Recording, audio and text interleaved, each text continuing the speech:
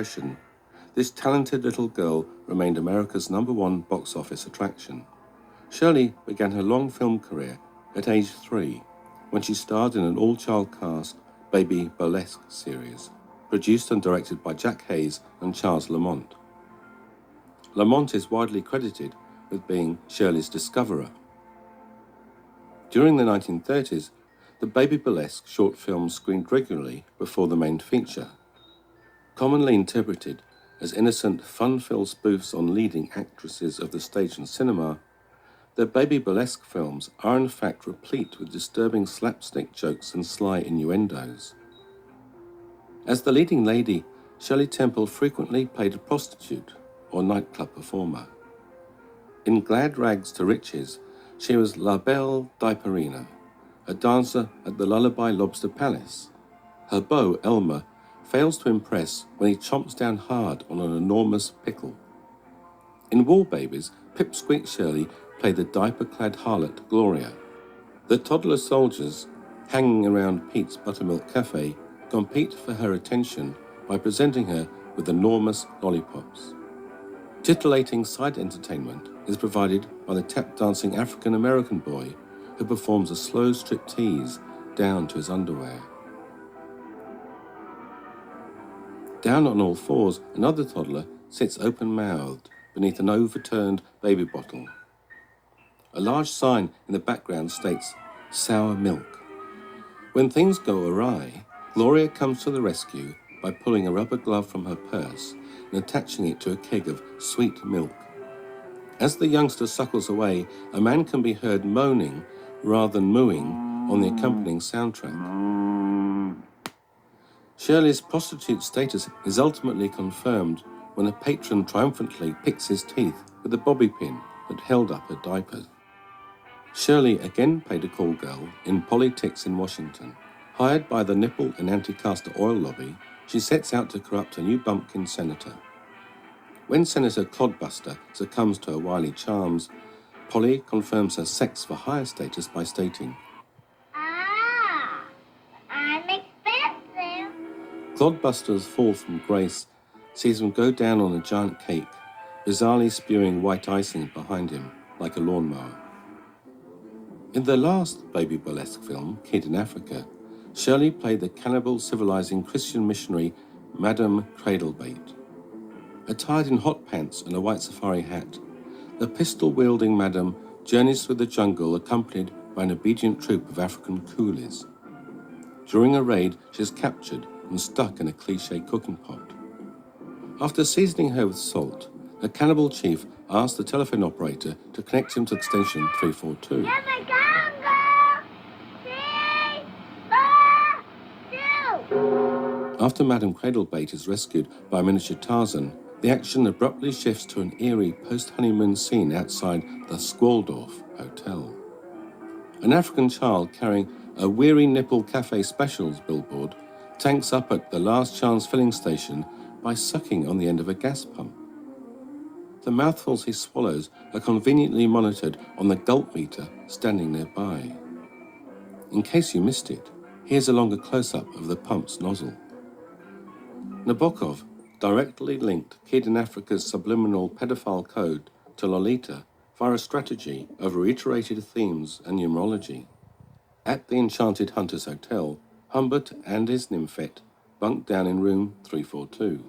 Throughout the night, Humbert's sleep is disturbed by the sound of a flushing toilet, a tainted reminder of the ever-popular honeymoon trip to the Niagara Falls. After Lolita escapes with Quilty, Humbert searches 342 hotels and motels in a vain attempt to track down his elusive nymphette. Nabokov also parodied Charles Lamont's 1934 short film Managed Money. Stowaway Shirley sets off with her teenage brother Sonny through a cactus-infested Californian desert. En route, they are bewitched by a luxurious mansion that turns out to be a Fata Morgana, or optical illusion. When they stop to prospect for gold, Shirley backs into a prickly pear. A man suddenly pops out from behind a saguaro and starts laughing. In Lolita's lampooning retake, Humbert dreams of spinning on to California, to the Mexican border, to mythical bays, saguaro deserts, fata morganas. Shirley may have left her career as a child prostitute behind after she was signed up by 20th Century Fox in 1934, but the suspicious scenes did not disappear altogether.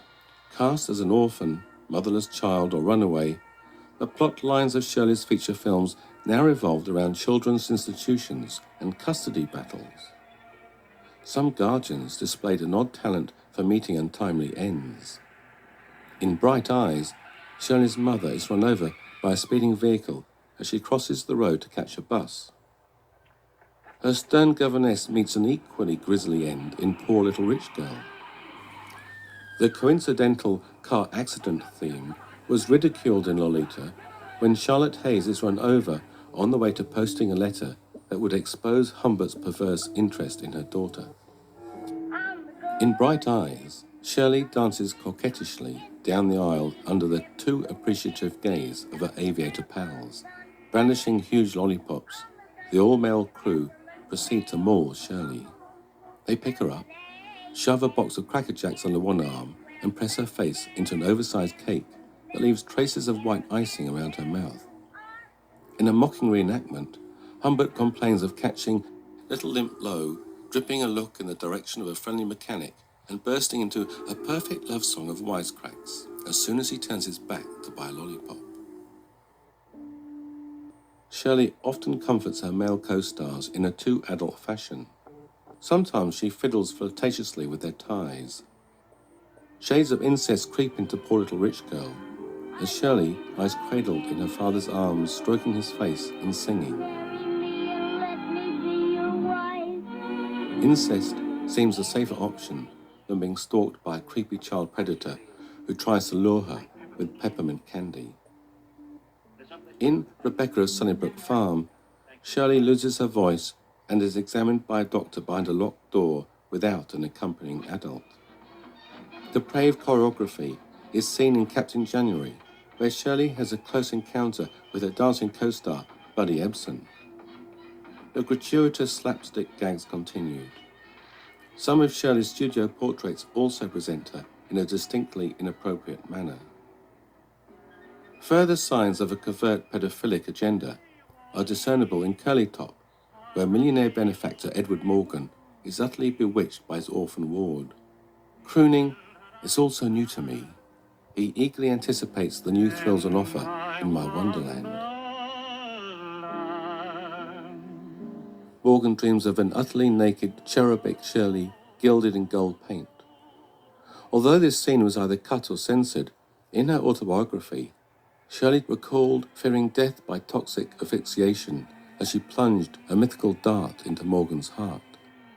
Morgan's hallucinations continue as all the paintings in his study are suddenly haunted by Shirley's image. In Lolita, the piano scene is comically revisited when Quilty stops to sing a few hysterical sonorities accompanied by soundtrack snorts as Humbert chases him around Pavor Mansion. Why, we may ask, is Shirley's dress shorter at the back than the front as she pirouettes on top of the grand piano? And what exactly was the purpose of the scene where Shirley creeps into Morgan's bedroom, then jiggles up and down on his stomach? At least Denmark had the sense to ban Curly Top for unspecified corruption upon its release. Curly Top makes use of the telltale spider code. This theme emerges after Morgan buys a hula dress and ukulele for his tiny ward, and we see Shirley dancing in a grass skirt.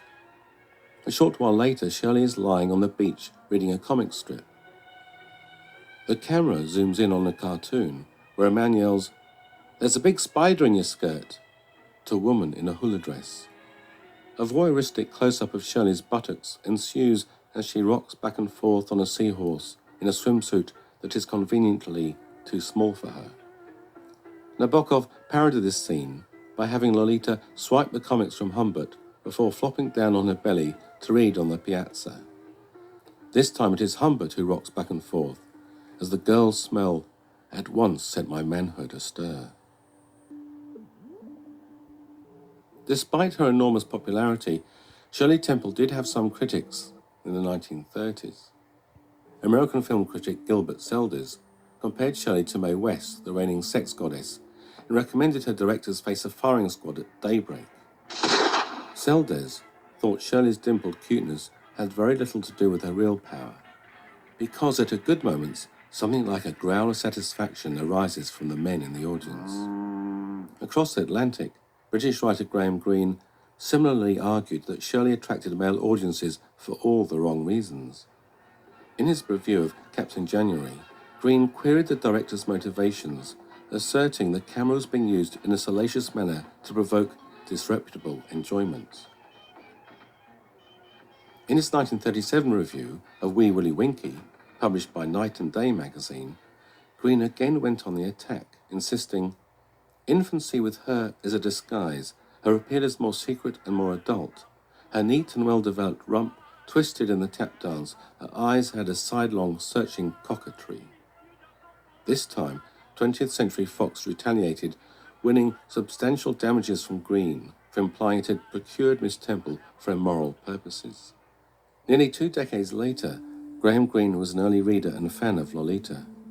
He must have appreciated the novel's little recognized critique of the Hollywood Shirley Temple industry. In his review, Greene praised Lolita as one of the best books published in 1955. His comments sparked a heated debate over morality in censorship that eventually culminated in Lolita hitting #1 on the bestsellers list in the UK and America. Shirley Temple's legacy lingers on in her movies, books, dolls, figurines, and other collectibles. Questions about the motivations of her Hollywood directors are rarely raised.